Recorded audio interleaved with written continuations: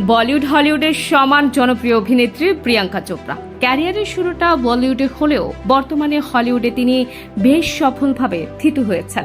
তবে এই সফলতার পথ কখনো মসৃণ ছিল না প্রিয়াঙ্কার জন্য। নিজের গায়ের রঙের জন্য ছোটবেলায় নানা কটু মন্তব্য শুনতে হয়েছিল তাকে। প্রিয়াঙ্কা একসময় বিদেশে পড়াশোনা করার সুবাদে পরিবার থেকে দূরে ছিলেন, কিন্তু সে সময়টা তার জন্য মোটেও সহজ ছিল না। স্কুলের বন্ধুরা প্রায় তার গায়ের রং নিয়ে তাকে কটাক্ষ করত, যার ফলে তিনি মানসিকভাবে কষ্ট পেতেন। প্রিয়াঙ্কা নিজেই এক সাক্ষাৎকারে বলেছেন, গায়ের রং নিয়ে অপমানিত হওয়ার কারণে তিনি কেঁদে ফেলতেন। এমন পরিস্থিতিতে তিনি দেশে ফিরে আসেন এবং নতুন করে নিজের জীবনকে গড়ে তোলার পরিকল্পনা করেন। ভারতে ফেরার পর প্রিয়াঙ্কা বিভিন্ন প্রতিষ্ঠানে আবেদনপত্র পাঠাতে থাকেন এবং ক্যারিয়ার শুরু করার প্রস্তুতি নেন। ঠিক এই সময় একটি প্রয়োজনের কারণে তাকে কয়েকটি পাসপোর্ট সাইজ ছবি তুলতে হয়েছিল। সেই ফটোগ্রাফার প্রিয়াঙ্কার চেহারা এবং গঠন দেখে মুগ্ধ হন এবং ফরমাল ছবির পাশাপাশি বিভিন্ন পোজে আরও কয়েকটি ছবি তোলেন।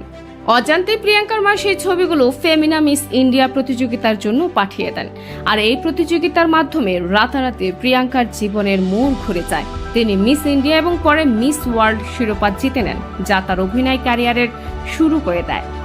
এরপর বলিউডে একের পর এক হিট ছবি দিয়ে নিজেকে প্রতিষ্ঠিত করেন প্রিয়াঙ্কা। তবে তার ক্যারিয়ার এখানেই থেমে থাকেনি। প্রিয়াঙ্কা হলিউডে পা রেখেছেন এবং কোয়ান্টিকো সিরিজে অভিনয়ের মাধ্যমে আন্তর্জাতিক স্তরে পরিচিতি পেয়েছেন। বর্তমানে তিনি হলিউডের অনেক বড় বড় প্রজেক্টে কাজ করছেন। এক সাক্ষাৎকারে প্রিয়াঙ্কা বলেন, ভাগ্যের সেই বন্ধুরা আমার পেছনে লেগেছিল, না হলে হয়তো আমি এত দূর আসতে পারতাম না। তিনি মনে করেন, জীবনের প্রতিটি ঘটনার পেছনে কিছু না কিছু ভালো উদ্দেশ্য ছিল। হয়তো সে সময় তা বোঝা যায় না, কিন্তু সময়ের সঙ্গে সঙ্গে সেই ঘটনার গুরুত্ব উপলব্ধি করা যায়। বর্তমানে প্রিয়াঙ্কা চোপড়া তার স্বামী নিক জোনাসের সঙ্গে মার্কিন যুক্তরাষ্ট্রে সুখে সংসার করছেন।